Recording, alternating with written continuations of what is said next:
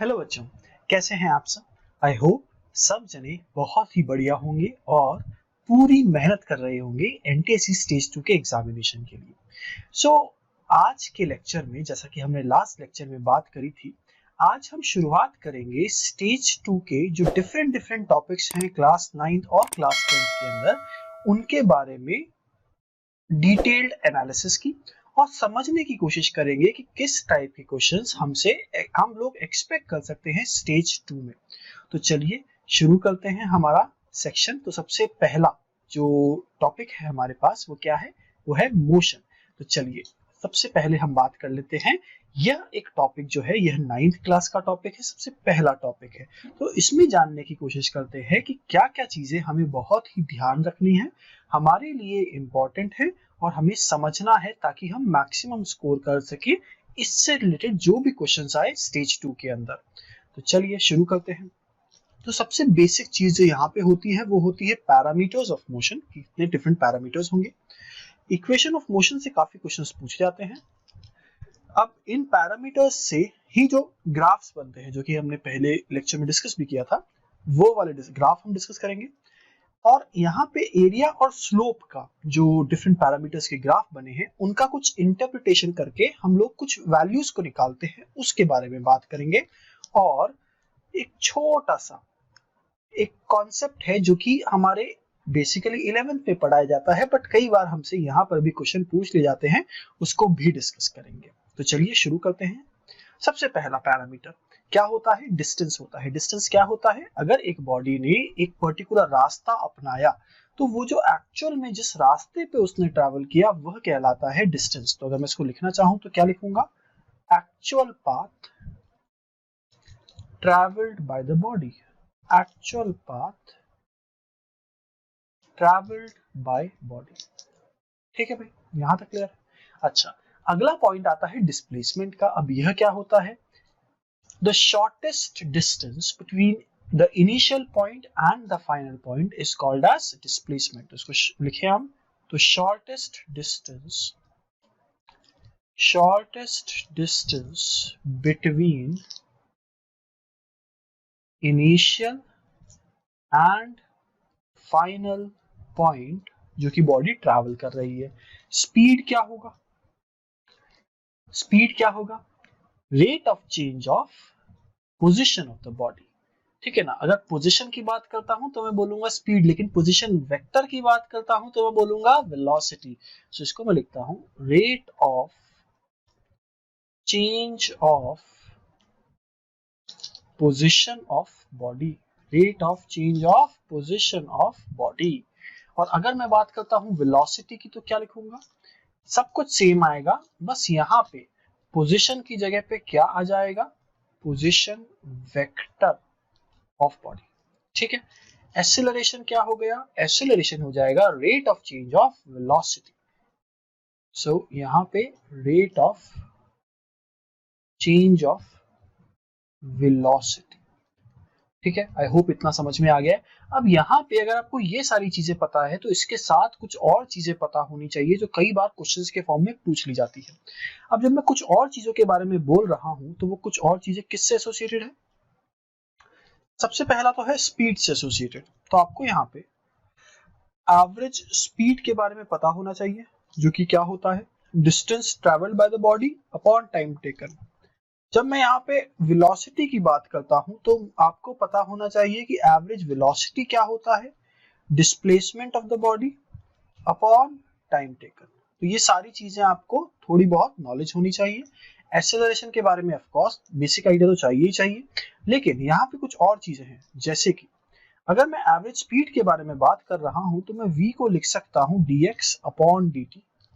ठीक है, या इसको अगर आप समझना इस तरीके से ना चाहें तो change in position of the body upon change in time.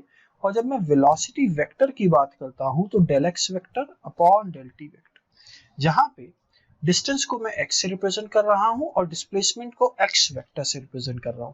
जब हम फिजिक्स की बात करते हैं तो हमें बेसिक नॉलेज वेक्टर्स की भी जरूरी पड़ती है, क्योंकि उसके बारे में भी हमें पता होना चाहिए। एक्सेलरेशन के केस में क्या हो जाएगा, acceleration is equal to dv, या यूं कहूं delta v vector upon delta t। ठीक है भाई, यहां तक क्लैरिटी है। चलिए तो अब इक्वेशंस ऑफ मोशंस पे काफी बार हमसे क्वेश्चंस पूछे जा चुके हैं। आपको जो बेसिक इक्वेशंस ऑफ मोशन है उनके बारे में नॉलेज रखनी है, जैसे कि पहली है v is equal to u plus a T.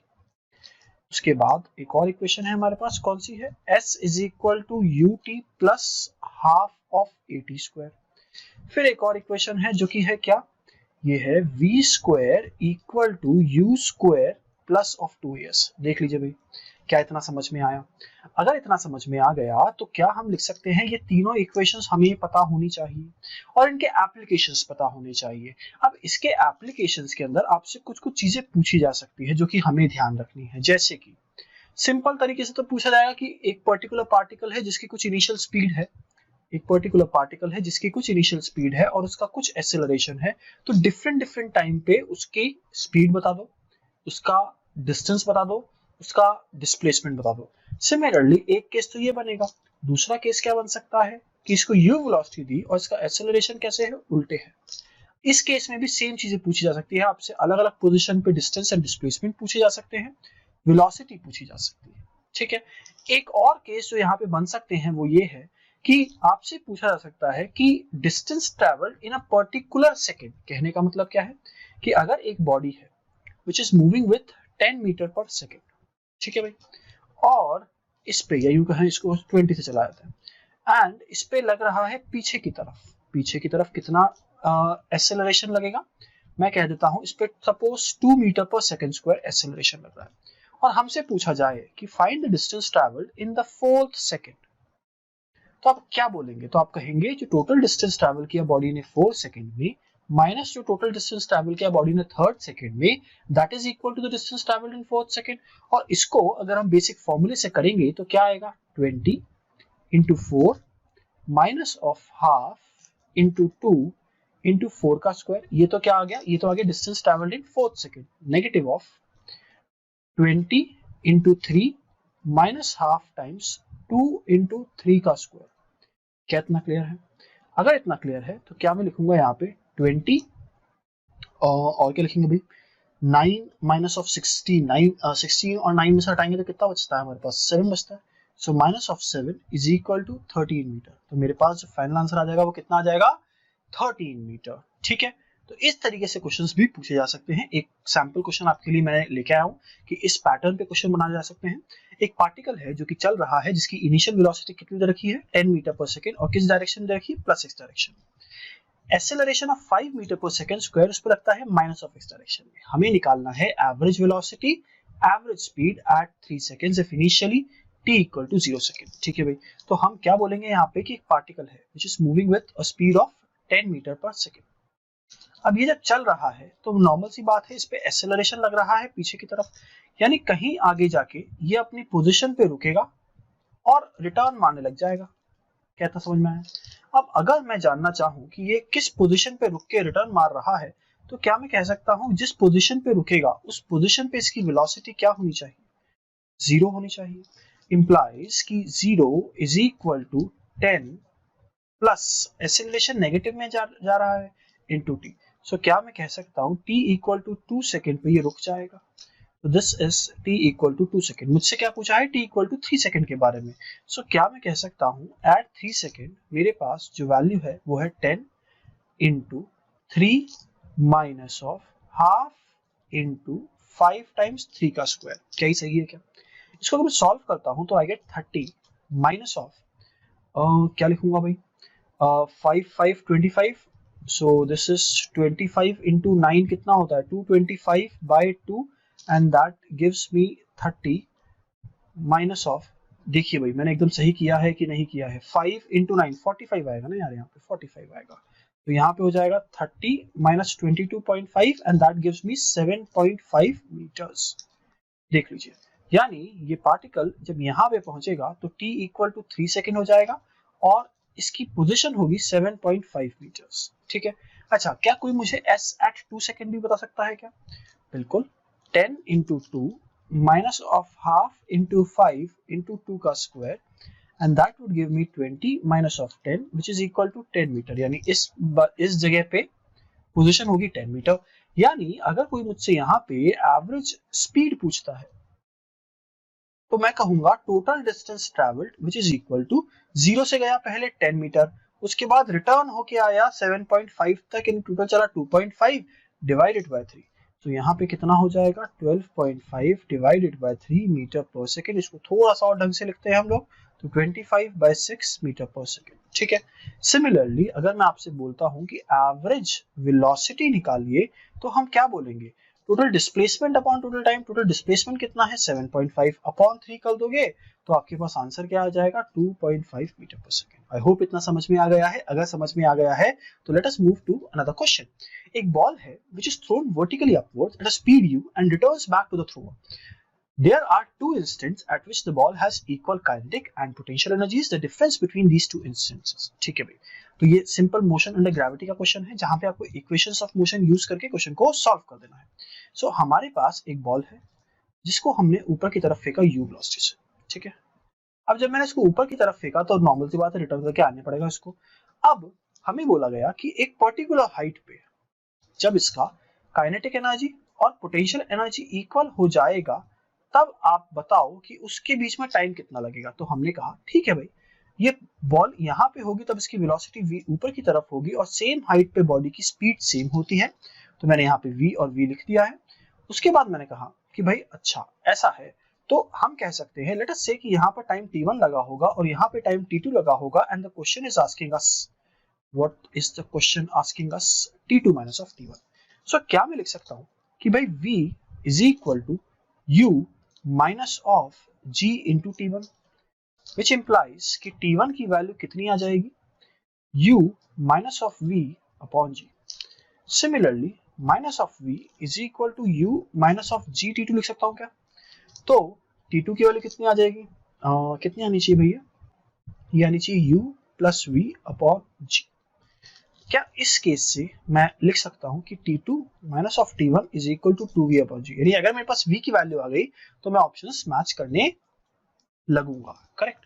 तो अब बात करते हैं इस V की वैल्यू के बारे में।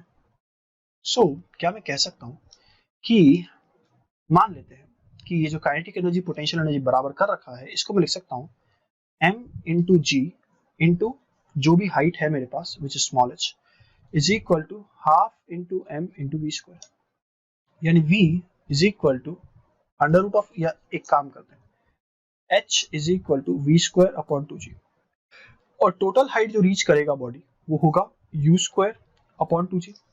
तो क्या मैं कह सकता हूँ h माइनस और स्मॉल h होगा ऊपर से जो नीचे आया, तो क्या मैं कह सकता हूँ यहाँ से जब पार्टिकल नीचे आएगा तो टोटल टाइम कितना लगेगा T2 minus of T1 by 2, correct, and that is equal to half times G into T2 minus of T1 का by 2 का होल स्क्वायर। अब T2 minus T1 मैंने ऑलरेडी निकाल लिया है 2V by G, correct. So let us put the values. So मैं लिखूंगा h की वैल्यू है u square minus of v square upon of 2g is equal to T2 minus of T1 by 2 यानी v by g, यानी v square upon of 2g। इससे इसको काटो, can I write down कि v is equal to u upon of root 2, और इस value को आप पुट अप कर दीजिए इसके अंदर। सो कैन आई से कि भाई ये जो मुझसे T2 माइनस ऑफ T1 पूछा था, ये मेरे पास वैल्यू निकल के आ गया, कितना आ गया √2u by g, और यही मेरा फाइनल आंसर हो जाएगा। Hence the correct answer for this particular question becomes option C। अगर इतना समझ में आ गया है तो चलिए आगे बढ़ते हैं, एक और क्वेश्चन देख लेते हैं। सेम पैटर्न का क्वेश्चन है लेकिन आपको आना चाहिए। एक ball is thrown vertically up from a point A. A person standing at a height h on the roof atop of a building tries to catch it. He misses the catch, the ball overshoots, and simultaneously the person starts stopwatch. Okay. उसके बाद क्या हुआ? The ball reaches its highest point and he manages to catch it upon its return. By this time, the time interval t has elapsed as recorded by the stopwatch. If g is the acceleration due to gravity at this place, the speed with which the ball was thrown from point A is. अब ये वापस से बहुत ही simple type का question है, लेकिन आपको दिमाग लगाना पड़ेगा भाई। तो अगर आप दिमाग लगाने की कोशिश करेंगे इस क्वेश्चन के अंदर, तो क्या टोटल टाइम जो कि इस हाइट से ऊपर जाके नीचे आने में लगा वो लगा कैपिटल टी, करेक्ट। और अगर मैं कहूं कि आधा टाइम कितना होगा, t/2 होगा, यानी टॉप पोजीशन से इस पोजीशन तक आने में। सो कैन आई राइट डाउन कि जो ऊपर तक टोटल पोजीशन में जाने में लगेगा टाइम वो लगेगा u square upon of 2g minus of h is equal to half times g into t/2 2 का होल स्क्वायर। देख लीजिए बच्चों, ये मैंने पिछले क्वेश्चन से ही निकाली सारी चीजें। अब मुझसे पूछा क्या गया है, मुझसे पूछा गया है u की value. So can I write down कि भाई u square upon of 2g is nothing but क्या लिखूंगा, g times t square upon of 8 plus of capital H। इसका मतलब u square is equal to g square t square upon कितना लिखूं भाई मैं यहाँ पे 4 ही आएगा ना, देख लो एक बार, plus of 2 into capital H या rather 2gh।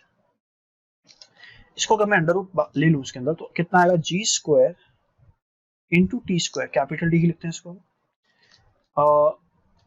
Plus 8 into G into H का अंडर रूट डिवाइडेड बाय 2। ये मेरे पास फाइनल आंसर बन जाएगा। और जैसे ही आंसर बन जाएगा, which option correct, which is the correct one, so option C मेरे पास यहाँ पे एकदम परफेक्ट आंसर हो जाएगा। देख लीजिए फटाफट एक बार। अगर समझ में आ गया है तो आगे बढ़ते हैं। अब बात करते हैं ग्राफ्स के बारे में। भी ग्राफ्स बड़ा आसान होते हैं, फटाफट देख लेते हैं इनको और फिर हम थोड़ा सा इसका कुछ इंपॉर्टेंट समझने के लिए देखेंगे जो हमने बनाए हैं उसके लिए।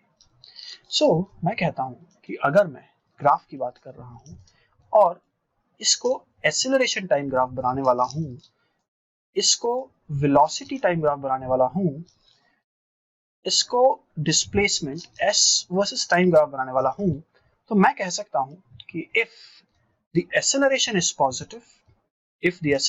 positive, velocity constant आने वाली है। कैसे आने वाली है? अरे भाई, क्या हमें पता है कि acceleration is equal to delta v upon delta t होता है। तो सोच के देखो, इस स्ट्रेट लाइन की स्लोप कांस्टेंट है, इसीलिए एक्सेलरेशन ग्राफ कांस्टेंट है, और यहाँ पे s is equal to delta v upon delta t, तो ये जो कर्व आएगा वो कुछ ऐसा आएगा। अब इसको थोड़ा सा हम समझने की कोशिश करते हैं एक तरीके से जो कि थोड़ा सा आसान है समझना। सो अब बात करते हैं इस पर्टिकुलर केस के अंदर हम समझने की। तो अगर मैंने कहा था कि एक्सेलरेशन पॉजिटिव है, तो भाई मैं एक्सेलरेशन को पॉजिटिव कर रहा हूं यहाँ पे, ठीक है ना। मैं यहाँ पे एक्सेलरेशन को पॉजिटिव करने की कोशिश कर रहा हूँ। मैं मान लेता हूँ यहाँ पे 5 है एक्सेलरेशन मेरा, 5 तो बहुत ज्यादा लिख दिया शायद मैंने, 0.4 कर देते हैं इसको। तो आप देखिए कि यहाँ पे क्या हो रहा है, यहाँ पे आपका एक्सेलरेशन जैसे ही पॉजिटिव है, आपकी जो वेलोसिटी की लाइन है वो एकदम स्ट्रेट लाइन आ गई, और जो x वर्सेस t है वो एक पैराबोलिक कर्व बन जाएगी। इसको मैं अगर और बढ़ाने की कोशिश करूं, और यहाँ पे मैं सपोज 0.8 लिख देता हूं, तो देखिए किस तरीके से वेरिएशन आया। स्लोप क्या बढ़ गया, स्लोप अगर vt कर्व का बढ़ गया तो xt कर्व में जो पैराबोला है वह भी बढ़ गया। चलिए, अगर इतना समझ में आ गया है तो हम आगे बढ़ते हैं अगले सेक्शन पे, अगले ग्राफ पे। अगला ग्राफ क्या कहता है? अगला ग्राफ जो है, ये वाला कौन सा केस बनाया था हमने, ये वाला केस बनाया था हमने जिसके अंदर एक्सेलरेशन क्या है, पॉजिटिव कांस्टेंट। क्या है एक्सेलरेशन? Positive constant. अब जो केस बनाने वाले हैं हम लोग वो है जब एक्सेलरेशन 0 होगा। जब क्या होगा? एक्सेलरेशन 0 होगा। तो ये हो गया टाइम, ये हो गया एक्सेलरेशन, सिमिलरली ये हो गया टाइम, ये हो गई वेलोसिटी, ये हो गया टाइम, और ये हो गया डिस्प्लेसमेंट। सो अब मैं कहता हूं कि भाई यहां पे एक्सेलरेशन कितना आएगा? 0 आएगा। तो वेलोसिटी कैसी आएगी? सोच के देखिए, एक्सेलरेशन अगर 0 है तो वेलोसिटी में कोई चेंज नहीं आ रहा, देख लीजिए भाई। फिर हमने कहा कि अगर ऐसा है तो st कर्व कैसा बनेगा? ये बनेगा इस तरीके से। चलिए इसको भी सिमुलेशन की मदद से देखते हैं हम लोग, थोड़ा सा ग्राफ की मदद से कोशिश करते हैं समझने की। सो अब हम बात करते हैं कि जब हमारा एक्सेलरेशन 0 है तो इसको फटाफट हम 0 रख देते हैं, और कहते हैं कि भाई इस बार हमारी वेलोसिटी कुछ सपोज 2 मीटर पर सेकेंड है। तो अब देखिए 2 मीटर पर सेकेंड बनाने पे क्या vt कर्व देखिए किस तरीके से एकदम फ्लैट हो गया पैरेलल टू एक्स एक्सिस, और xt कर्व कैसा हो गया? Slope of line. अब सोचिए, अगर मैं इस v को कम करता हूं तो वो जो स्लोप ऑफ द लाइन है वो भी कम हो जाएगी xt कर्व के अंदर। देखिए मैं इसको और कम करता हूं तो ये 0.5 करते ही देखिए मैंने 4 कर दिया इसको। मैं अगर 0.5 करता हूं तो देखिए और ज्यादा कम हो गई। मैं इसको 0.3 करने की कोशिश करता हूं तो देखिए और ज्यादा कम हो गई। तो हम क्या समझ रहे हैं? हम यहाँ से हम लोग समझ रहे हैं कि इस पर्टिकुलर केस से जैसे जैसे मैं वेलोसिटी को कम करता जाता हूं, स्लोप जो होता है वह भी कम होता जाता है। ठीक है, तो ये वाला केस कौन सा था? यह वाला केस था जहां पे हमने देखा कि जब एक्सेलरेशन 0 है तब कैसे वेरिएशन होते हैं। अगले वाले पे बात करते हैं। तो नेक्स्ट वाला जो है हमारा, अगर एक्सेलरेशन नेगेटिव है तब क्या होगा? सो अगर एक्सेलरेशन नेगेटिव है तो हमारे पास जो ग्राफ बनना चाहिए वो किस तरीके का बनेगा, और वेलोसिटी टाइम ग्राफ कैसा बनेगा, एंड आपके पास जो आपका एसटी कर्व है वो कैसा बनेगा। क्या हम कह सकते हैं कि अगर एक्सेलरेशन नेगेटिव है तो यहाँ पे जो ग्राफ बनेगा वो इस तरीके से बनेगा, और वेलोसिटी की बात करते हैं तो वो ऐसी कुछ बनेगी, और डिस्प्लेसमेंट टाइम की बात करें तो वो कुछ इस तरीके का बनेगा। देख लीजिए। चलिए इसको समझते हैं थोड़ा और बेहतर तरीके से। हम चलते हैं अपने ग्राफ्स पे, और यहाँ पे बोलते हैं कि जब एक्सेलरेशन हमारे पास नेगेटिव ऑफ 0.3 कर देते हैं इसको, तो क्या हम देख सकते हैं यहाँ पे जो वेलोसिटी टाइम ग्राफ है वो इस तरीके से बन रहा है। अब इसको मैं थोड़ा सा सही कर रहा हूँ, इसको मैं कहता हूँ कि 2 से ले रहा हूँ इसको। तो देखिए ये जो हमने ग्राफ बनाया था एग्जैक्टली वैसा ही ग्राफ आ गया। तो आई होप आपको समझ में आया हो कि किस तरीके से हम चीज़ों को कर रहे हैं। और अब बात करते हैं अगले सेक्शन की, जो कि ग्राफ्स से ही एसोसिएटेड है और काफ़ी बार पूछा भी जा चुका है। वो है area and slope under the graph. अब इसकी जब मैं बात करता हूं तो हमें कुछ बेसिक चीजों के बारे में पता होना चाहिए। अब जब उन बेसिक चीजों के बारे में हम बात कर रहे हैं तो वो क्या चीजें हैं, उसके बारे में क्या पता होना चाहिए? हमें पता होना चाहिए कि स्लोप के बारे में, हमें पता होना चाहिए एरिया के बारे में।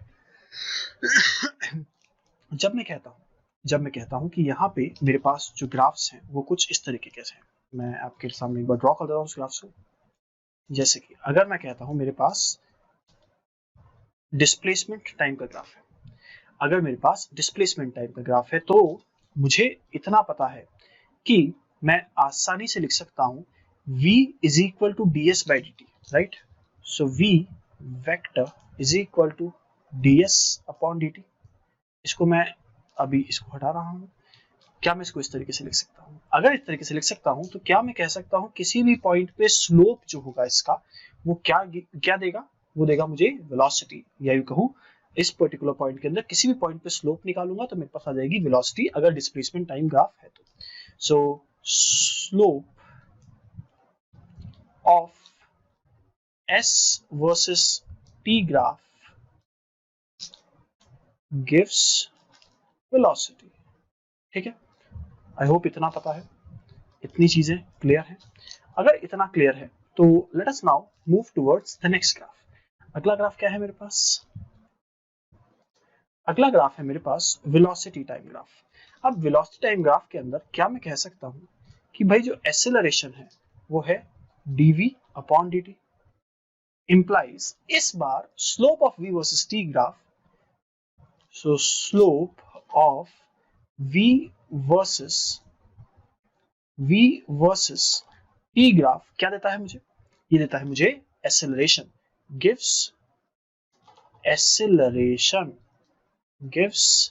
एक्सेलरेशन। ठीक है, अगर इतना समझ में आया तो एक चीज और है। क्या है वो है ds is equal to vdt, यानी एरिया ऑफ, इसको मैं थोड़ा सा डिफरेंट कलर से लिखते हैं हम लोग। सो मैंने कहा कि area of v versus t graph gives displacement. ठीक है ना, यहाँ पे डिस्प्लेसमेंट मिलता है विद साइन यूज करता हूँ तो मैं, ठीक है ना। अगर मेरे उसका ग्राफ इस तरीके से है और फिर ऐसे भी नीचे तक जा रहा है तो ये वाला एरिया जो होगा दैट विल बी नेगेटिव, और इधर वाला एरिया जो होगा दैट विल बी पॉजिटिव। इन दोनों को विद साइन ऐड करूंगा तो क्या आएगा? डिस्प्लेसमेंट। ठीक है, चलिए लास्ट वाले के लिए बात कर लेते हैं हम लोग, और समझने की कोशिश करते हैं कि अगर मेरे पास एक्सेलरेशन वर्सेस टाइम ग्राफ हो तब क्या मिलेगा मुझे। तो क्या मैं कह सकता हूं कि जब मेरे पास एक्सेलरेशन वर्सेस टाइम ग्राफ होगा तो मैं लिख सकता हूं integration of dv is equal to a dt का इंटीग्रेशन, इंप्लाइज क्या कि area of a versus t graph ये मुझे क्या देता है? गिव्स चेंज इन वेलोसिटी, ये मुझे क्या देगा, वेलोसिटी का चेंज देगा। ठीक है, अगर यहां तक एकदम क्लियर है तो ये कुछ बेसिक पॉइंट्स है जो आपको पता होने चाहिए। जो v वर्सेस t के अंदर है वो दो चीजें पता होनी चाहिए, और s वर्सेस t और a वर्सेस t के अंदर आपको पता होना चाहिए कि स्लोप क्या देता है और एरिया क्या देता है। अगर ये समझ में आ गया है तो let us try a question. इस क्वेश्चन के अंदर क्या कहा गया है, इस क्वेश्चन में कहा गया है कि अगर आपके पास एक ग्राफ दे दिया गया किसका, एक्सेलरेशन वर्सेस टाइम का। So suppose acceleration versus time graph of a particle that starts from the rest at t is equal to 0 is shown in the figure. ठीक है, at what instant does the particle come to rest for the first time? अब particle rest पे कब आएगा, जब उसकी change in velocity net value 0 हो जाएगी, क्योंकि वो शुरुआत में रेस्ट से शुरू किया था उसने। मानते हो कि नहीं मानते हो? अगर मानते हो तो क्या मुझे ये बता सकते हो कि भाई ये वाला एरिया तो आएगा प्लस ऑफ 50, 5 इंटू 10, कितना पता है। और अगर मैं यहाँ पे 15 सेकेंड्स की बात करूं तो 5 इंटू 10 ये वाला एरिया आएगा माइनस ऑफ 50। यानी कैन आई राइट डाउन कि इस पर्टिकुलर केस के अंदर जो टिल 15 सेकेंड्स मैं कह सकता हूं जो नेट एरिया है that is plus 50 minus of 50 is equal to 0। यानी जो मेरा करेक्ट आंसर हो जाएगा पहले केस में वो हो जाएगा 15 सेकेंड्स। ठीक है, what is the total distance travelled by the particle during 30 seconds. अब मुझे समझना पड़ेगा जब टोटल 30 सेकेंड्स की बात हो रही है तो इस पूरे 30 सेकेंड्स के अंदर एक्सेलरेशन कांस्टेंट नहीं है, एक्सेलरेशन समय के साथ बदल रहा है। तो मैं सीधा एक इक्वेशन ऑफ मोशन लगा के इस क्वेश्चन को सॉल्व नहीं कर सकता। सो क्या मैं कहूंगा 0 से लेके 15 सेकंड तक पार्टिकल एक डायरेक्शन में चला और 15 सेकंड से लेके 30 सेकंड तक वापस से लौट के आ गया। इसका मतलब ये सिमेट्रिकल ग्राफ बन रहा है।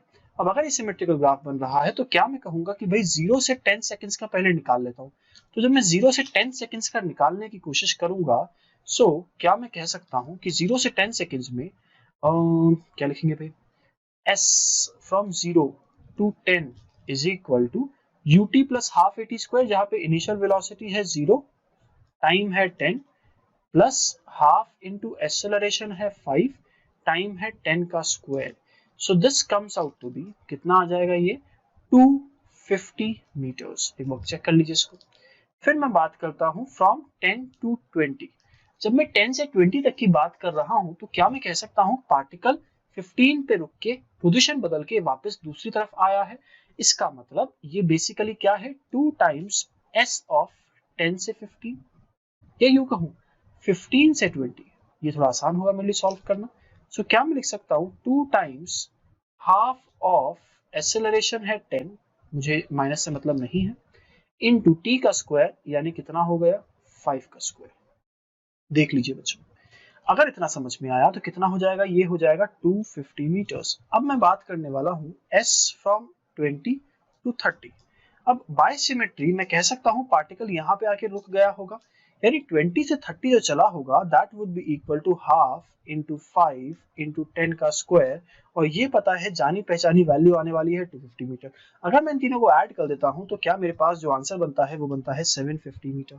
तो यही मेरा करेक्ट आंसर हो जाएगा। चलिए अगले क्वेश्चन पे आते हैं। For given below figures given below shows velocity time curves for a moving object. Identify the one which may be realized in practice. अब थोड़ा सा सोच के देखिए, इस टाइप के क्वेश्चंस आपके पूछे जा रहे हैं स्टेज 2 के अंदर।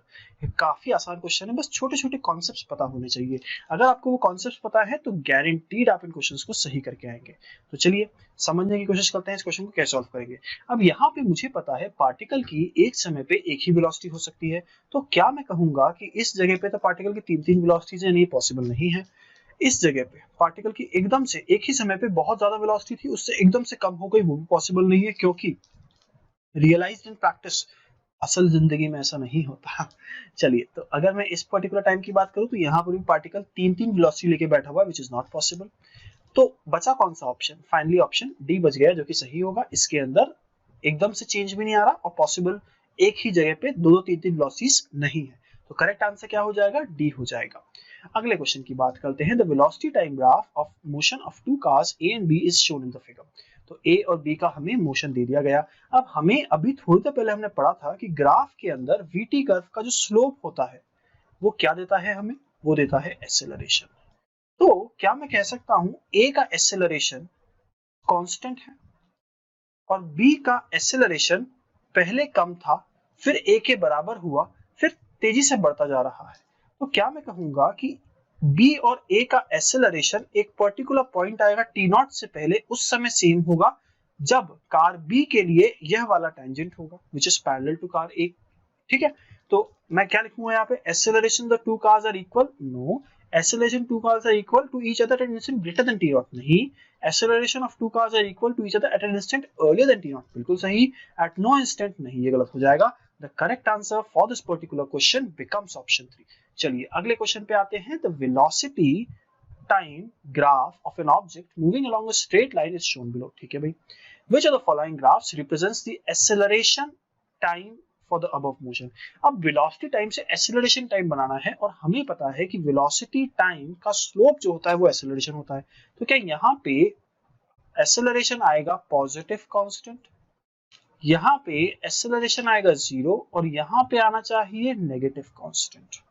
तो देख लीजिए भाई, ये तो गलत हो गया, ये भी गलत हो गया, ये भी गलत हो गया, कौन सा ऑप्शन सही है? The final answer for this particular question is option A. चलिए आगे पढ़ते हैं, basic idea of 2D motion. अब इसके अंदर हमें समझना पड़ेगा कि जब हम 2D मोशन की बात कर रहे हैं तो 2D मोशन के अंदर कुछ नया नहीं है। जो आप लोगों ने 9th में पढ़ा है वही 2D मोशन का कॉन्सेप्ट बेसिकली 2 डायमेंशन में लगाते हैं हम इसी कॉन्सेप्ट को। तो जैसे आपके लिए फटाफट जल्दी से बताता हूं मैं, अगर मेरे पास r वेक्टर है which is given by x i cap plus y j cap और मुझे निकालना है v वेक्टर, तो ये क्या है, ये हो जाएगा dr vector upon dt which is equal to dx upon dt i cap plus dy upon dt j cap. क्या इतना समझ में आया? अगर इतना समझ में आया तो क्या इसको मैं लिख सकता हूं कि भाई x कॉम्पोनेंट जो है वो है dx अपॉन dt और y कॉम्पोनेंट जो है वो है dy अपॉन dt। अभी जो x और y कॉम्पोनेंट है, क्या मैं कह सकता हूं ये अपने अपने सेपरेट 1D मोशन है। एक है 1D motion in x direction और एक है 1D motion in y direction. और क्या मैं कह सकता हूं ये जो 1D मोशन है इसी को सुपर इम्पोज करके मेरा जो बनता है वो क्या बनता है, 2D मोशन बनता है। तो जो आपने सारी इक्वेशंस पढ़ी थी जैसे कि v is equal to u plus at, s is equal to ut plus half of at square और क्या पढ़ा था, v square equal to u square plus 2as, ये सारी की सारी कहाँ पे यूज होंगी, यहाँ पर भी यूज होंगी, x में अलग से यूज होंगी और y में अलग से यूज होंगी।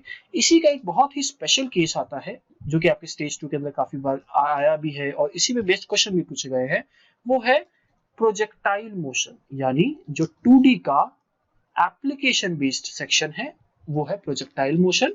तो प्रोजेक्टाइल मोशन क्या होता है, आप जमीन पे हैं, आप क्रिकेट खेल रहे हैं और आपने गेंद, आप फील्डर है, आपके हाथ में आई और आपने फेंका बॉलर को या फिर विकेट कीपर को, तो कैसे फेंकोगे, यूं फेंकोगे, किसी एंगल थीटा पे फेंकोगे तो कैसा दिखेगा भाई प्रोजेक्टाइल, ऐसा दिखेगा।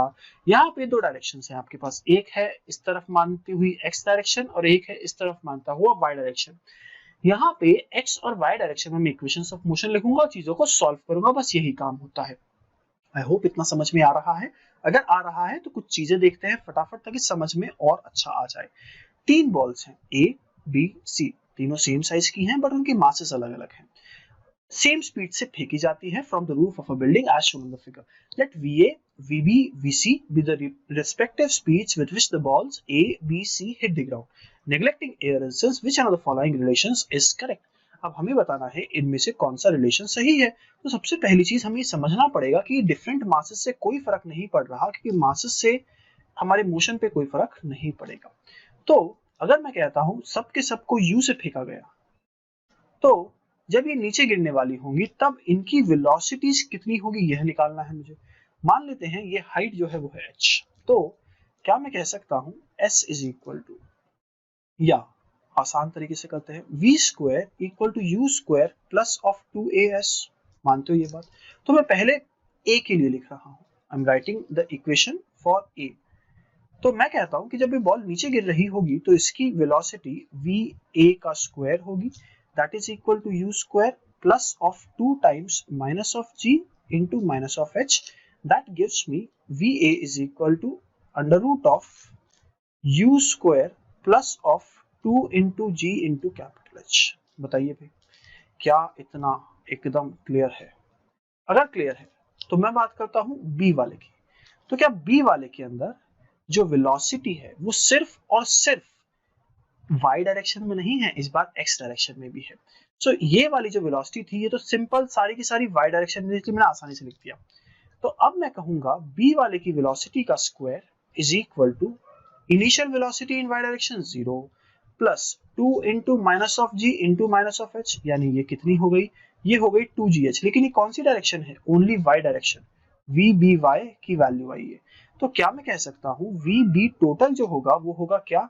vbx का स्क्वायर प्लस vby का स्क्वायर का अंडर रूट।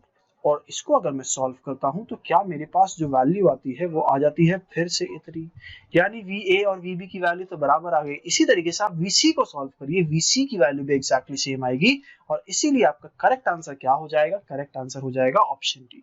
आई होप इतना समझ में आया है। अगर इतना समझ में आया है तो अगला क्वेश्चन देखते हैं। एक बॉडी है जिसका मास m है, is throne from a height h with a speed v। For what initial direction the ball with its speed on hitting the ground will be maximum? अब सोच के देखिए, अभी हमने किया कि हम भाई कैसे भी फेंके बॉडी को, उसका क्या हो रहा है? स्पीड सेम आ रही है गिरने पे। तो यहाँ पे भी तो वही पूछा गया है कि स्पीड है v और हाइट है h, वो तो डिपेंड ही नहीं करता।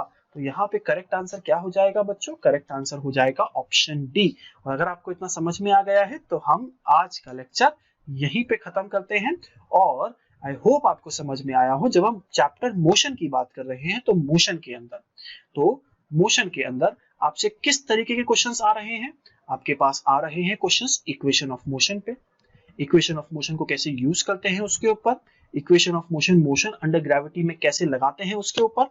उसके अलावा छोटे मोटे क्वेश्चंस जो बन जाते हैं वो 2D मोशन पे बन जाते हैं, जहां पे आपको वही 1D की इक्वेशंस आपको कहां पे लगानी है? एक्स एक्सिस पे और वाई एक्सिस पे, और क्वेश्चन को सॉल्व कर देना है।